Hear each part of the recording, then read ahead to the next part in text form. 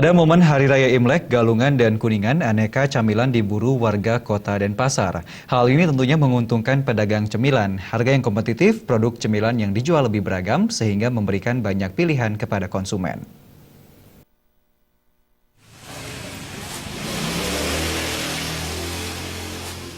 Menjelang Hari Raya Galungan, aneka camilan mulai dari kacang, kerupuk, dan kue kering diburu warga. Camilan itu tidak sekedar dinikmati sendiri. Camilan yang dibeli hendak dijual lagi ke pasar-pasar dengan bungkus yang lebih kecil. Camilan yang tersedia di pusat aneka camilan UD Tunasari ini sangat bervariasi, mulai dari berbagai jenis kacang, kerupuk hingga kue kering.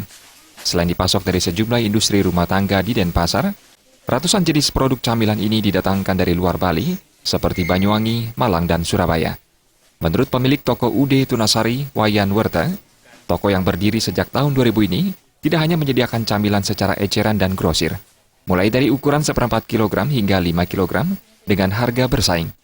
Barang yang dijual dijamin berkualitas dan baik kondisinya hingga ke tangan konsumen. Karena kita barang karakter pun juga sudah bisa bagus, dan kita pun juga di sini menjaga barang jangan sampai rusak.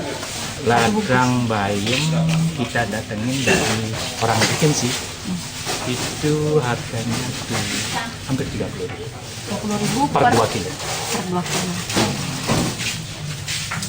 Kalau keripik ayam sama juga 30 per 2 kilo. Sejumlah pelanggan mengaku senang berbelanja di pusat camilan ini. Selain produk yang ditawarkan beragam, harganya pun kompetitif. Barangnya komplit, artinya harganya lebih bersaing, kompetitif. Artinya segala kebutuhan yang perlu kan ada. Kau yang itu ngambil barang. Harganya sih lebih murah, pilihannya lebih banyak.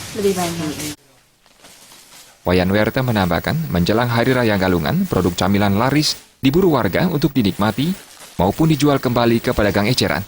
Omsetnya pun meningkat drastis dibandingkan hari-hari biasa. Pera Widya dan Alit Setiawan